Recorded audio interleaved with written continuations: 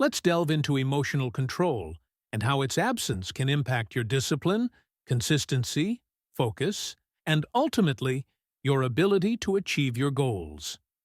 If you feel lost, stagnant, or paralyzed, often unable to reach your desired objectives, or recognize yourself as someone who consistently abandons projects midway, this video is specifically for you.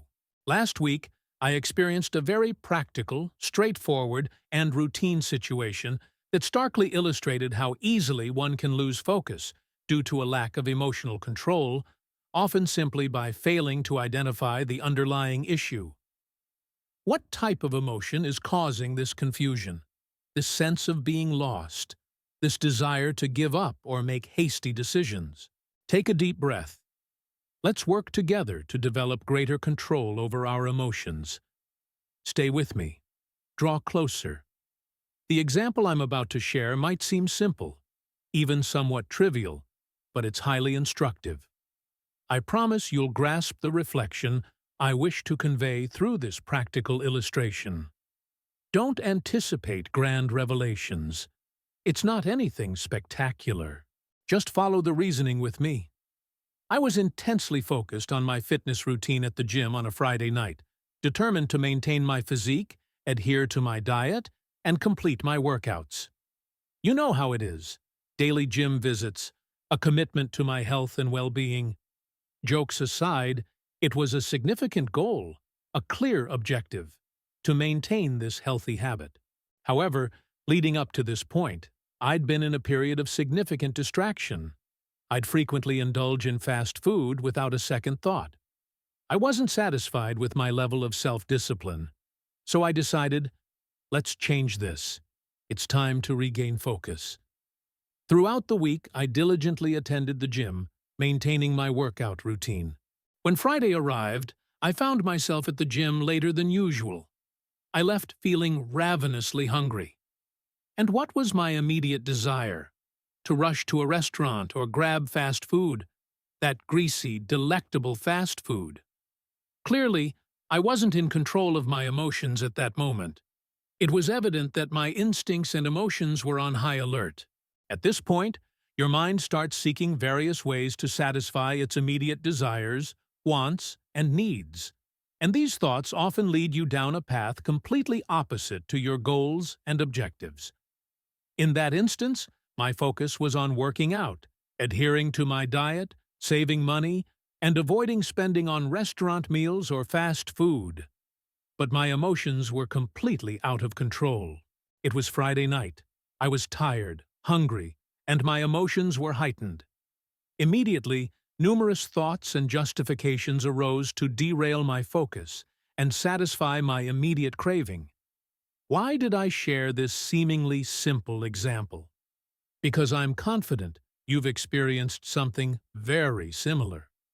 In these commonplace situations, you can discern the difference between the voice of emotion and instinct and the voice of focus, serenity, and control. To avoid losing this battle, to maintain your focus and not be overwhelmed by your emotions, the first step is recognizing when these moments occur. You need to understand and acknowledge that something is amiss, that an external factor or an internal feeling has impacted you, throwing you off balance. Then, you begin to hear that little voice trying to pull you in a different direction. For example, I'm focused on studying, committed to passing my exams, but I'm so tired. It's Friday. I can do it later. Watching a series right now would be much better. I'll study later. And so you procrastinate, justifying your actions. The first step is learning to identify this inner voice, this feeling, this sensation that something is happening within you. Recognizing this is crucial for regaining focus. After identifying these moments, after realizing your emotions are heightened, the second step is understanding how to manage these emotions. By manage, I mean calm them, lower their intensity. But this doesn't involve ignoring or suppressing them. Rather, it's about acknowledging their presence. This conversation is vital because by paying attention and understanding these reflections, You'll start to develop mastery over something fundamental to maintaining focus, discipline, and consistency. This will help you stop procrastinating and not abandon your dreams and aspirations. You need to understand that it's not about ignoring your feelings and emotions. Quite the contrary. Recognizing and managing overwhelming emotions is crucial for maintaining focus and achieving goals. It involves identifying these feelings, analyzing the situation, and reminding oneself to tone it down. Acknowledging the emotion is key, but maintaining control is essential for regaining composure and moving forward. To effectively navigate these intense desires or needs, developing strategies for internal negotiation is paramount. The objective is to embrace the emotion while expressing it appropriately and assertively, avoiding impulsive reactions. As previously highlighted in other videos, a practical example arises when someone says something upsetting or behaves in a way that triggers an emotional response. Anger may surge, prompting a desire to yell, curse, or act impulsively. In such moments, taking deep breaths is vital. Acknowledge the heightened emotional state, recognizing, "I'm feeling overwhelmed." Taking a moment for oneself, even a minute, is beneficial. A simple action like saying, "I'll be back, I need a drink of water," or to use the restroom, allows for a brief respite to regain control. This time is crucial for finding tools to manage emotions and reduce intensity. A similar approach proved effective in a specific instance.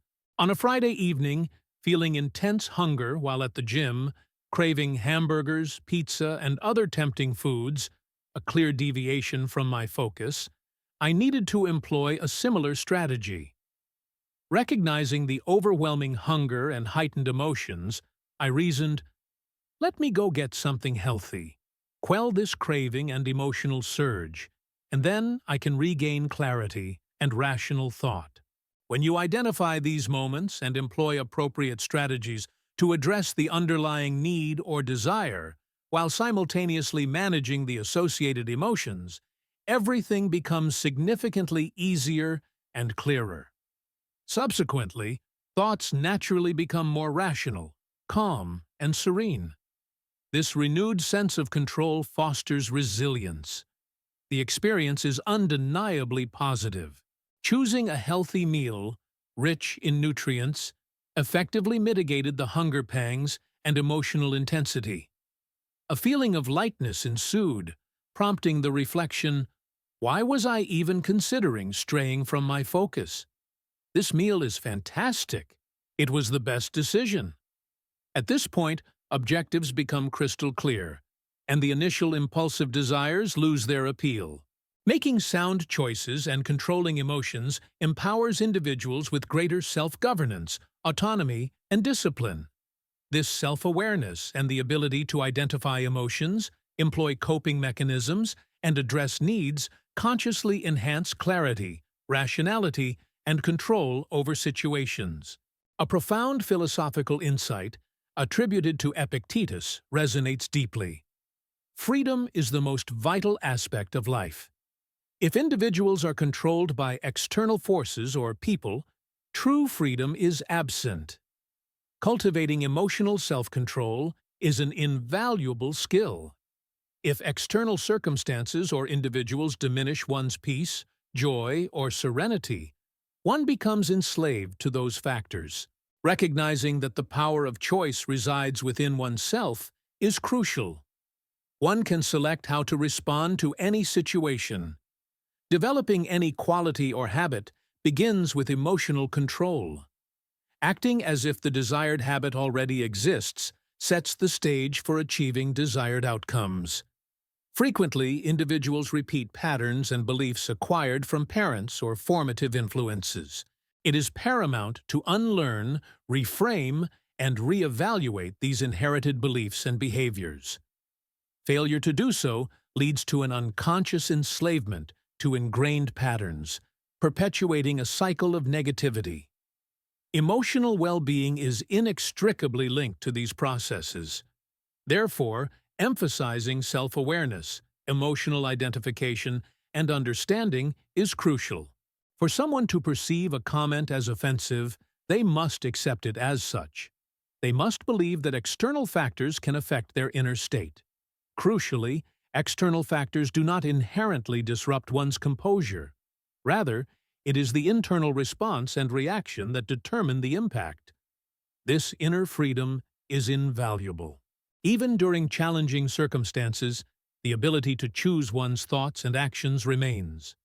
Serenity, consistency, focus, discipline, and emotional control are qualities accessible to everyone.